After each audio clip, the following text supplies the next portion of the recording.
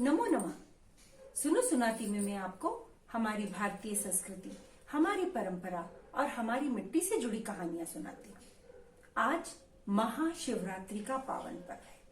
वैसे शिवरात्रि हर महीने में कृष्ण पक्ष की चतुर्दशी के दिन आती है, किंतु महाशिवरात्रि फागुन मास में कृष्ण पक्ष की चतुर्दशी को मनाया जाता है। आज के दिन से जुड़ी कुछ मान्यताएं और कुछ कहानी इस प्रकार है। ऐसा माना जाता है कि आज ही के दिन भगवान शिव और पार्वती का विवाह हुआ था, तो इस दिन को उस विवाह उत्सव के रूप में लोग मनाते हैं, पूजा करते हैं और एक उपवास भी रखा जाता है। एक और दूसरी मान्यता के अनुसार जब समुद्र मंथन हुआ था तो उस समुद्र मंथन के दौरान विष भी निकला था, और हमें पता है हमारे भोले बाबा ने ही उस विष का पान किया था और कहलाए थे नीलकंठ। वह दिन भी आज का ही दिन था। एक और रोचक सी कहानी है। उस कहानी के अनुसार एक बार भगवान विष्णु और ब्रह्मा जी में कुछ बहस छिड़ गई, और उन दोनों में बहस किस बात की थी कि हम दोनों में से श्रेष्ठ कौन है, किसे ज्यादा ज्ञान है। तो इन दोनों में लगातार बहस होती रही।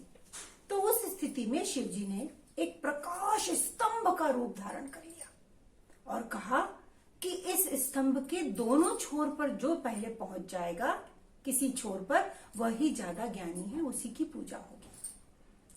तो भगवान विष्णु ने सुअर का रूप धारण किया और वे नीचे की ओर चल पड़े, और ब्रह्मा जी ने एक हंस पक्षी का रूप धारण करके प्रकाश पुंज के ऊपर की ऊपरी सिरे को ढूंढने चल पड़े।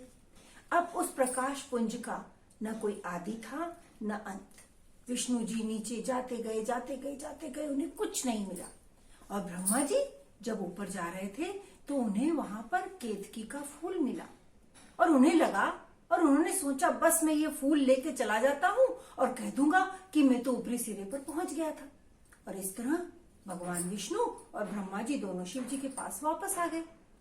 तो विष्णु जी ने तो कहा मुझे इस प्रकाश पुंज का निचला सिरा नहीं मिला, लेकिन ब्रह्मा जी ने कहा मैं तो प्रकाश पुंज के ऊपरी सिरे तक गया था, और देखो मैं वहां से यह केतकी का फूल मिलाया हूं।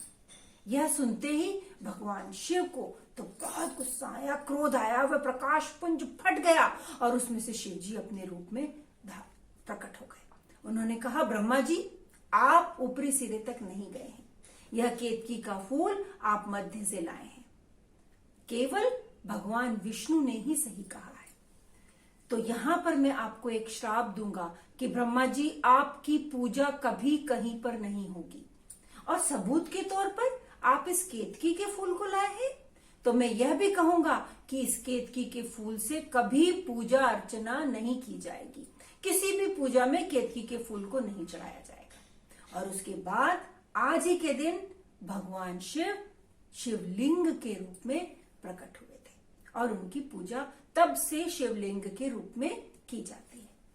आज के दिन की एक मान्यता यह भी है कि लोग जब अपना व्रत रखते हैं, उपवास रखते हैं, तो यह कहा जाता है कि शिव जी की पूजा करने पर उनकी मान्यता, उनकी मनोकामना पूर्ण होती है। और मनोकामना बिना कुछ सोचे भी अगर की जाए और शिव जी की पूजा अनजाने में भी हो जाए, व्रत हो जाए, तो आपकी मनोकामना पूर्ण हो जाएगी। बहुत पुरानी बात है, प्राचीन काल की। एक गांव में गुरु द्रुह नाम का एक शिकारी रहता था। वह जंगल जाता था, अपने परिवार के लिए लकड़ियां काटता, दूसरे संसाधनों का इंतजाम करता, और वापस शाम तक, संध्या तक घर लौट आता था। एक बार गुरुद्रुह जंगल में गया, उसे कुछ भी नहीं मिला, और ढूंढते ढूंढते शाम हो गई, सूर्य देवता अस्त हो गए। अब जब अंधेरा होने लगा तो गुरुद्रुह को थोड़ा सा डर लगा। उसने सोचा मैं जंगल पार नहीं कर पाऊंगा, अब मैं करूं तो क्या करूं। वह डर ही रहा था कि उसने देखा कि दूर एक शेर दिखाई दे रहा है। गुरुद्रुह के पांव कांपने लगे। वह करे तो क्या करे। डर के मारे वह पास के एक पेड़ पर ऊपर चढ़ गया और वहां चढ़कर बैठ गया लेकिन शेर भी तो शेर था, उसने भी गुरुद्रोह को पेड़ के ऊपर चढ़ते देख लिया था। शेर भी वहां आया और पेड़ के नीचे बैठ गया। अब गुरुद्रोह उतरे तो कैसे उतरे, शेर वहां से जाने का नाम ही नहीं ले रहा। गुरुद्रोह को डर लगने लगा, क्या करे कैसे करे, ये तो हट ही नहीं रहा है शेर यहाँ से। और अगर रात में उसे नींद आ गई और वह पेड़ से नीचे गिर गया तब तो यह शेर मुझे खा ही जाएगा। गुरुद्रोह को बहुत डर लग रहा था, अपने आप को रात भर जगा कर वह कैसे रखे। तो उसने एक उपाय सोचा। उसने सोचा मैं क्या करूंगा, रात भर एक एक करके इस पेड़ के पत्ते तोड़ तोड़ कर नीचे गिराता जाऊंगा और इस तरह से मुझे नींद नहीं आएगी और मैं कुछ काम करता रहूंगा और मैं गिरूंगा भी नहीं। बस गुरुद्रोह ने क्या किया, उस पेड़ के पत्ते तोड़ता नीचे गिराता, पत्ता तोड़ता नीचे गिराता। ऐसे करते करते करते करते सुबह की लालिमा सूरज की किरणें नजर आने लग गई। गुरुद्रोह ने देखा, अरे शेर यहाँ नहीं है। तो उसने सोचा, हे भगवान, मैं अब उतर कर जाता हूं। लेकिन जब वह उतर रहा था तो उसने देखा कि वह जिस पेड़ पर बैठा है वह तो बेलपत्र का पेड़ है और जब वह पत्ते तोड़कर नीचे डाल रहा था वह वहां पर एक शिवलिंग था। और इस तरह अनजाने में ही शिवलिंग पर बेलपत्रों से पूजा करने के पश्चात गुरुद्रोह की जान बच गई और वह वहां से चला गया वापस सकुशल अपने घर। ईश्वर से, भगवान से यही प्रार्थना है, शिव जी से यही प्रार्थना है कि आप सभी के जीवन में भी सभी मनोकामनाएं पूरी हो, जो भी विघ्न हो वह भगवान की कृपा से सभी के जीवन से हर लिया जाए। धन्यवाद। आपको वैसे यह कहानी कैसे लगी, इसे लाइक कीजिए और मेरे चैनल को सब्सक्राइब कीजिए।